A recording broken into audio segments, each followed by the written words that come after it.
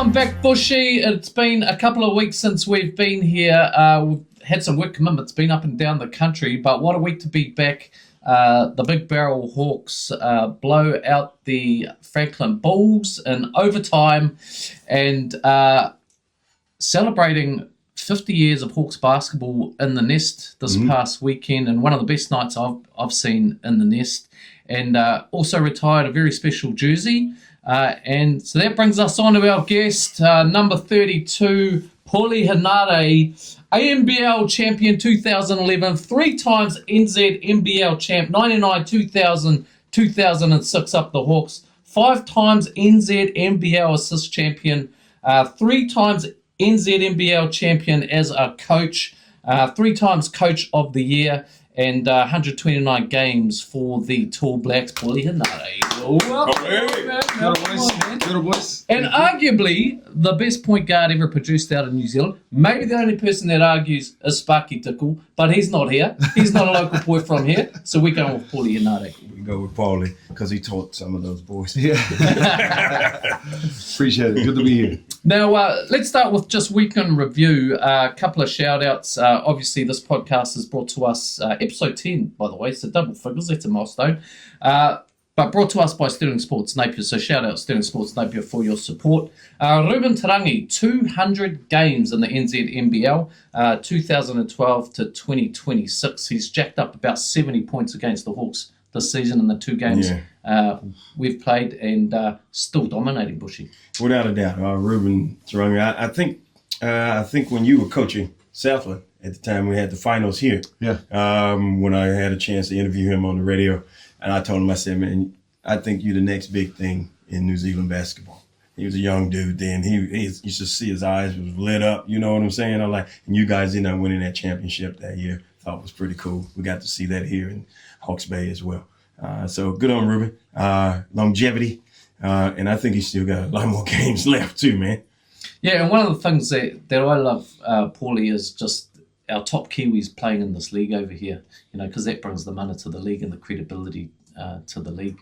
Yeah, I think, one of the strengths of the New Zealand League is New Zealand NBL is having the top players come back. I remember back in the 90s, there was some, Phil Jones was over in Europe playing and, wanted to come back and play for his hometown in Nelson. And there was something around the rules of I don't think he could play enough games, but it's like, man, just let the dude play. Like, he's a legend of the game. But, for so many years, this is where a lot of the top talent that we've produced kind of starts, and, going all the way back to Ruben. I remember him in New Zealand Breakers, Atlas Place, as a schoolboy coming in and practicing and, making the development team and then going on and having such a great career. It's really cool to see.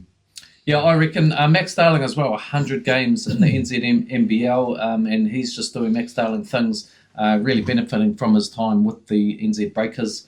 And the big news this week, obviously, the Knicks beating the Spurs Game 5, they close it out, and their last championship, actually, are they the Hawks of the NBA? Their last championship, 1973, 52 years ago, Bushy, but they get it done, and all the talk is you can get it done with small guards. Well, hats off to the Knicks. I'm not a Knicks fan, I must admit that. But hey, they got it done, and good on them. It's been a long time between drinks, and I'm hearing from people who over in New York saying they're partying so much, the people next morning trying to go to work getting interrupted because people are hanging off buildings, man, just dropping bottles, just going nuts over there and just enjoying every moment of it. Good on them. But yeah. Not a Knicks fan. You watch a ton of NBA or? Not a lot at all. Catch up with results and things like that. But, being in Japan, 60 regular season games plus playoffs plus preseason. Once I get home, man, it's like I'm basketball out. Yeah, fair enough. Well, I know about 3 Knicks supporters, and to be fair, Kerry Rayner, Kings Union Barbers, official barbers of the Big Barrel Hawks, he's been a Knicks fan since day one. So those OGs, they deserve to celebrate because he's waited a long time. So shout out Kerry Rayner. Now let's get into it. Paulie Henare, this interview is brought to us by Capital Finance. Thanks for your support to the boys at Capital Finance. Now, you're a local boy, and Napier Boys High tell us a little bit about how you actually got into basketball. That's basically the opening question we ask everyone that comes on here. I mean, growing up in Hawke's Bay, growing up in New Zealand, back in my day was I started with, I think I played soccer for like a year when I was 5, and then it was straight into rugby, and rugby and cricket. So rugby in winter, cricket in summer. And I did that all the way until I was about 10 years old. And then my older brother, Jamie, started playing. He had a group of friends that got into it in around about the start of high school. And at that age, I was just kind of following in his footsteps. And that was where it all started. So I was about 9 or 10 years old. I was at Nelson Park Primary School, where I first picked up a basketball. And just kind of went from there. Just fell in love with the game. When I got to high school, I think I played 1 year of high school rugby, and then I went to go back and continue to play rugby and basketball and cricket. And I remember my rugby coach was like, "Man, you got to make a decision." And I was like, "All right, basketball it is." Bye-bye rugby. Deuces. See you later. Yeah. Well, right choice for you, because obviously it paid off. I mean, your bio's 300 minutes long. We've had to cut it down just to fit it in this thing. Now, so you debuted for the Hawks at 16. And if you look at what GM Jared Kenny's doing now with the Hawks in terms of Hawks Labs, there's kids coming through at that age. And, our last episode was Jackson Ball, who's a prodigious talent, to be frank, coming out of the Bay. But he's also stayed here. And that's something that we've talked about, is that you can actually stay in the regions, develop your basketball, and still kick on. Yeah, absolutely. I think for me, it was, I got drawn in by, the holiday programs that the Hawks would run when I was a kid, getting to know the players, the coaches, and just wanting to be a part of it. The opportunities that are out there now for the kids are a lot more, especially the pathways to the States after high school. And, one of the issues that we have here in New Zealand is bridging the gap between post high school and what is next, and obviously the NBL is a huge part of that. The Rapid League gives guys that very really valuable court time, and so it's great to see such a local flavor, especially with the Hawks, and the experience that these guys get with that court time, whether it be Rapid League or minutes in the NBL games, really valuable for their development and hopefully can continue for a long time. Do you think when you look at the league, and compare it to when your stints in the league, how do you compare it now? Because clearly the players have got more options, I feel. Like we've seen like Hiram, Jordan Natai go to Japan, have stints in Japan, go to the UK, you can play NBL 1. There are options now for people to go. So how do you see the league in comparison to when you were playing in it? Yeah, I think... Because Bushy always says it was way harder when he was playing. Honestly, I think one of the main reasons why there is that perception, and I tend to agree with Bushy, is that there was only really this option to play in the New Zealand League for all the top players, and so all of the teams, were loaded up with the top end players. Tall Blacks. Yeah, everywhere. They were all.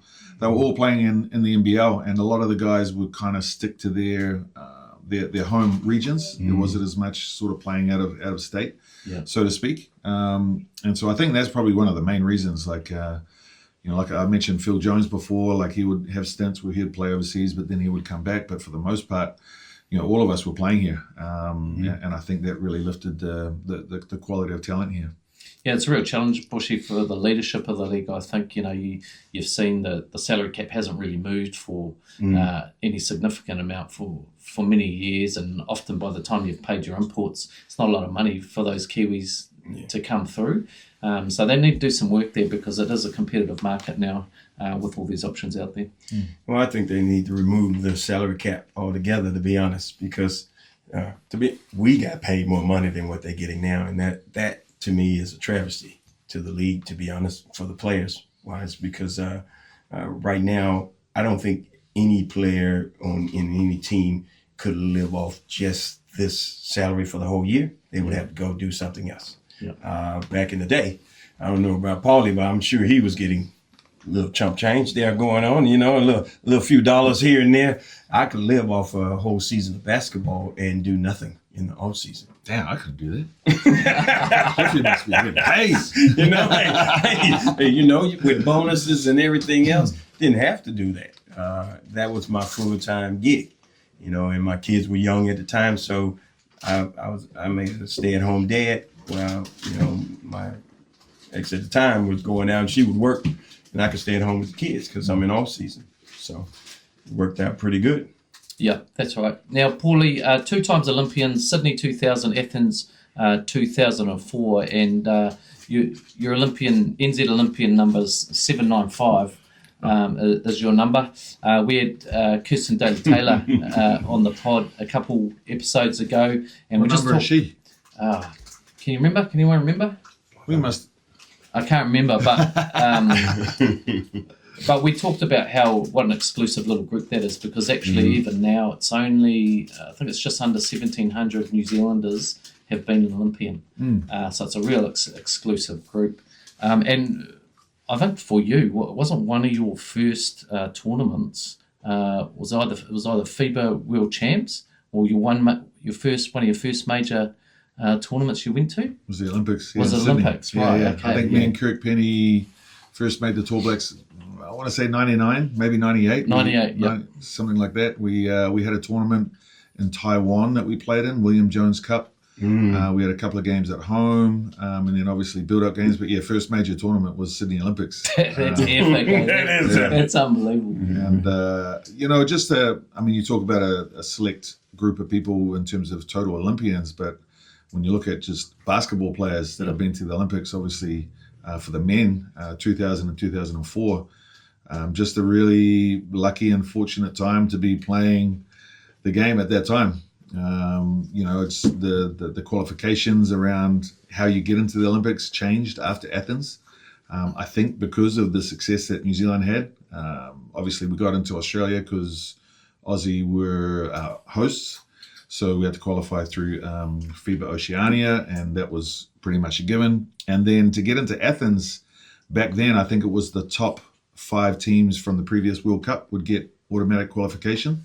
And then obviously 2002, we finished 4th. So we got one of those berths into Athens, and that's what enabled us and Aussie to be in Athens as well. So I think the European countries were not happy about that. Having, Shut it down. Yeah, back-to-back Olympic Games with Aussie and New Zealand there. So, yeah, since then, it's not impossible, but we haven't been back because of the route for us is so much harder. And one of the experience I did want to talk to you about was 2002 FIBA World Cup, because and again, that's sort of in between those 2 Olympics. But really, in my lifetime anyway, that was kind of a golden time for New Zealand basketball, just because I can't remember another time where that basketball had sort of taken over the whole nation. You know, I remember I was a young fella at that time and working at a YMCA, and we'd book in a meeting and sit in this meeting room, and 5 of us would just sit there on one of those big TVs just watching these games, grainy airs, just going off on these games. So obviously he plays 4th, and the memorable game was China, beating China 94-88. And the other one was Yugoslavia, who ends up winning it. But we lost 78-89 in a hardcore game too. You know, those were just that was just a golden run. And then Pero making all-tournament team, Manu Ginobili, Peja Stojovic, Yao Ming, Dirk Nowitzki, and Pero Cameron from New Zealand.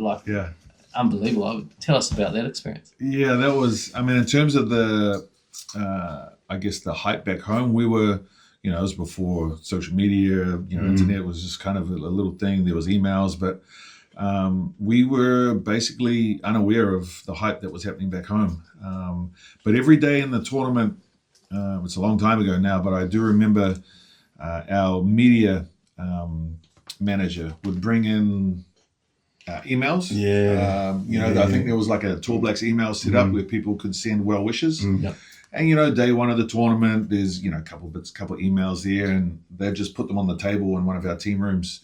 And I remember by the end of the tournament, there was just like stacks and stacks and stacks of emails. It was like literally so many.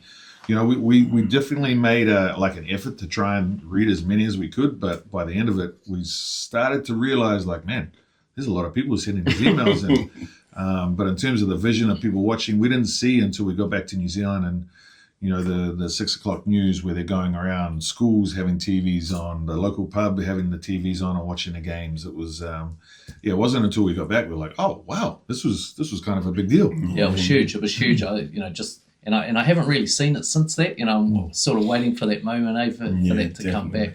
But the other names that you were behind was Yugoslavia, Argentina, and Germany. Just massive. They're just so huge. And then Pero, obviously. There was a group of us went to Unitec at the time. Auckland Stars were at Unitec at the same time. So Daryl Cartwright, Pero, Simon Mesritz, you might know that name. For sure. So we all went to Unitec together. So through this was like we'd finished by this time. Yeah. But just sitting there watching the boys like, amazing. Pero, what is Pero up to? Because he was moving people around at that time. So it was amazing. Yeah, amazing to watch. Yeah. Now, silver medalist as well, 2006 Melbourne Commonwealth Games. Oh yeah, it still hurts. It still hurts as well. Yeah. I mean, obviously, cool to have a silver medal, and something I didn't really appreciate fully until my two youngest kids got a little bit older, and then when they have little projects at school where it's on the Olympic Games or the Commonwealth Games, and it's like talking about medalists, and I've got one of those, and I'm like, what? When you have to go find it in the sock drawer or what? No, 100%. I had to go find it. I didn't know where it was. So I think I eventually found it and showed them. But the reason why I say it still haunts me is we had that game. We had it in the bag, like a gold medal in the bag. And it was Jason Smith and Luke Kendall. They come down for the Aussies, and it was in Melbourne, their home court, and they got a little bit of momentum at the right time, knocked down some massive shots. Yep. It was a close game, and I just remember being, all of us, standing on the podium. We got silver medals, which is a really cool thing, and we just gutted, absolutely gutted.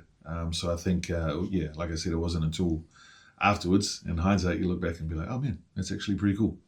Yeah. Yeah, love it. Never accept finishing second. That's what I can't even say. Never accept it. That's part of the standards. Yep. Paulie, I know you got heaps of memories of basketball. I mean, we even got some together. We were lucky enough to play with you. What is one of your most memorable moments, and also one of your worst? Ooh, most memorable. Because we haven't spoken about it, I'll say 2001 when we beat Aussies in a series for the first time. Obviously, I think 78 or 79 was the first win, New Zealand over Australia. But we were the first ones to actually win a series. Game one in Wellington, got the first win. Thing I remember most is straight after the game is PC Pero. I'm just about to run off the bed, man, we just beat Australia, and he's just like, chill. We got 2 more games. PC, all right. Then we went up to Mystery Creek, and I think we lost in overtime in that game. I think Phil Jones had a baseline, catch and shoot 3, and I remember standing under hoop, and I was just like, man, that's in. And it rattled in and out. And then we went up to the North Shore and beat them in game 3. And I think that was just just being a part of, you create history, and you're the first team to do it, to beat them in a series, and just. That was obviously that was on the back of the 2000 Olympics, but that 2001 win was kind of what set up the next 5 to maybe the rest of Tall Black's kind of culture, history, that the belief that we could do something, because obviously it qualified us for 2002. Yeah. Then we went on from there. Worst, geez, man, there's a lot. When you're in this thing long enough, as you unfortunately, you lose more meaningful games, like championship games, medalist games. And I remember the Gold Coast Commonwealth Games, 2018. I was coaching, and we were in the semi-final against Canada. Terrible, terrible game, and we're trailing. I'm not sure how much we were down, but we fought back. We found a way. We got momentum. Shaeli, Finn Delaney, just doing their thing. I was like, finally, we're going to be okay. We took the lead, and I think we were up 2. Shay got a couple free throws or something, and we went up 2, and Canada had a timeout, and they had 3 or 4 seconds to go on the clock, maybe less. Timeout, advance. They run this play. Canadian dude falls over, the pass sort of comes in towards him. He catches it, takes one dribble to the top of the three, and he shoots it from the top of the key. And I'm watching, and I was like, oh, it's going in. And buzzer goes off, bank 3 in to beat us in the semi-final, which obviously took away our chance to play for the gold medal at the Commonwealth Games. And yeah, that was more for the players. Like, you know, as coaching staff, we don't get the medals, it's the players. We went on and got the bronze medal. And for those guys, it was really cool to see some of those players. Like, I remember Daron Rokawa. Deep buckets. Like, his fate, like, he got the medal, and like seeing like how proud he was to get that medal was just like, oh wow, this is going back to 2006 and the appreciation that I didn't have. Like, he already had it, so that was kind of cool. But yeah, that loss against Canada in the semi-final, we had played Australia in the section games, and we lost to them. But it was like, oh no, I think we can get them. And you know, we were really confident if we had made the final that we would have had a crack at a gold medal. But yeah, unfortunately, bank 3, not to be. Rank 3. Now, tell us a little bit of something about where you at now, your previous season. Give us a little recap on that. Yeah, I've been coaching in Japan since pre-COVID, 2019. So I just finished my 7th season. Spent my first 2 years in second division as head coach, and then went to another team in the first division, had 4 years as head coach. And this last year, I joined Nagasaki Velka as associate head coach with Modi Mayo. Our basketball fans will know him, obviously, with his time with the Breakers. And the job just sort of came about through a conversation over a coffee. I was kind of looking for a job. He was looking for a coach with experience, especially in Japan. And he was like, we just got talking. He's like, man, the job is yours if you want it. I was like, man, let's do it. And anyways, got together, awesome group of guys, coaching staff, players, and long story short, we won the championship. It was just an amazing run. We basically had the number 1 seed throughout, I think basically the whole regular season. We swept, we beat Tokyo in the quarterfinals 2-0. We beat Chiba 2-0 in the semi, and then we lost game 1 in the grand final, and then come back and won game 2 and game 3. And you know, one of the cool things going into that series, that playoff series, was just how it lined up. Like, we beat Tokyo, Chiba, and Ryukyu, the team down in Okinawa. And if you don't know, these are the 3 like prime clubs in Japan. Like Tokyo, sponsored by Toyota, like the big money team. Chiba right up there as well, and Ryukyu. It was their 5th grand final in a row in 5 years. Right. And that was the team we played in the final, and we were able to beat them. So it was one of those playoff runs where it's like, man, we earned that. You know, we beat the best of the best, and no one can say jack. do you look back at your time with the Tall Blacks and go, gee, you actually got that opportunity quite early in your coaching career? Like, is it something that you would go back and do now? Coaching the Tall Blacks? Yeah. Man, honestly, it was the best coaching experience of my life. You know, we talk about like the Hawks and growing up and playing for the Hawks. And for me, growing up and playing for the Hawks was my pathway to make the Tall Blacks. Like, that's all I wanted to do, was play for my country. And once you get the opportunity to do that and represent, put on the black singlet, to do it with the brothers, and then to be able to be an assistant coach and then a head coach, like, for me, there's nothing better. And so, yeah, maybe one day down the line, it would be really cool to come full circle and do it again. But you know, it's something that I've thought about, and we'll just have to see what happens. Because you're still, as far as head coaches go, you're still pretty young. I mean, you could coach for 20 plus years. Do you still have the fire in the belly to keep going? Like, have you got other ambitions as a coach to develop? No, absolutely. I mean, I'm really enjoying my time in Japan at the moment. The league has gone from strength to strength. The quality of imports, the quality of coaching coming in. So really enjoying the challenge that I'm having season to season over there, and that fire is definitely still there. Like, when we step away from playing and the competitive juices are still there.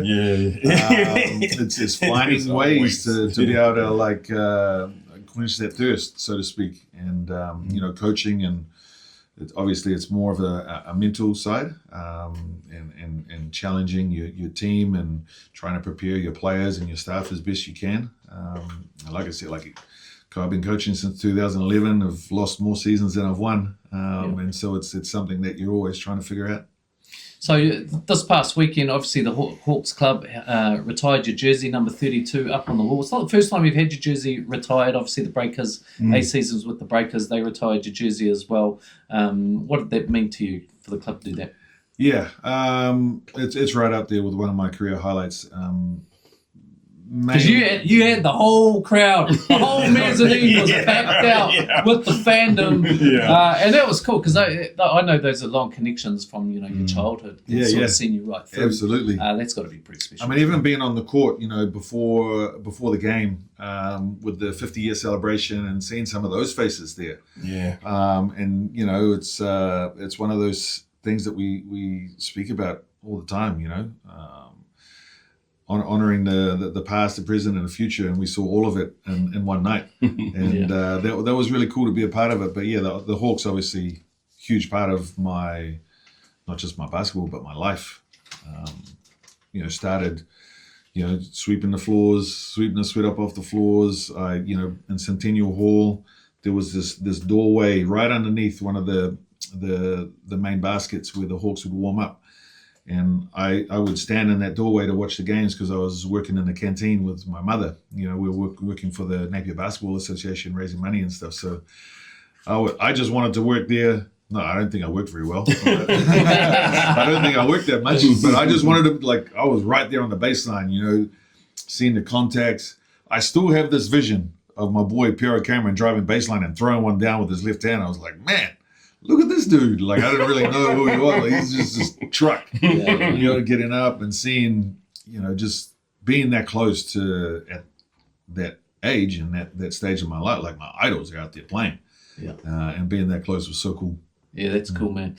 All right, boys, it's time for Yo Mama, brought to us by Amps Electrical. And Paulie, this is where we go to all our players and have their mums submit a question for our guests, and they don't know who the guest is. And the question tonight comes from Clifton Bush III's mum. And the question is... Yeah, Tina. Tina, and if you had a choice, would you rather have a lifetime supply of Nutella or have a non-speaking role in a Marvel movie? I would... Now, I know my son would probably choose Nutella. But this is for me, so I'm going to choose the non-speaking role in the Marvel movie, for sure. For sure. Yeah. I'll chuck me anywhere in that movie. I'll pick that. Background. Favorite Marvel character, Favorite hero, favorite superhero. Who is it? Iron Man. And there he is. There he is. I'm with you, man. I'm a Spider-Man guy. You know what I'm saying? I'm Spider-Man. Iron Man guy. All right, boys. Game week review, and this is brought to us by Big Barrel Hawks, naming right partner for the Big Barrel Hawks, obviously. And we're reviewing the game against the Franklin Bulls this past weekend. And what a day to come back. 2 wins for the boys. Celebrate 50 years of Hawks basketball. We retire the 32. And let's start with Rapid, actually. So the boys get up 38-36. Shout out Jacob Murphy, 50 Rapid League games in that one to get the win, and top scores as well, 12 points. Yeah, Murph went out balling. I think the boys last few games been playing really hard. They're trying to get that dub, and you can see it when you win close games like that. That's a bonus. And it's like I always say, I'll back those Rapid League boys to the day I die. I think they can get the job done, and they're living up to that word, and they need to continue to do that, and also transfer that into the main game. Yeah, and Isaac Allen probably having his best game as well in a Rapid League singlet, 11 points, 3 points made. So shout out Isaac Allen. Now let's get to Sal's. This was a fun game. It was up and down. It was right in it. Keanu Rasmussen played all the minutes, 42 minutes, boys.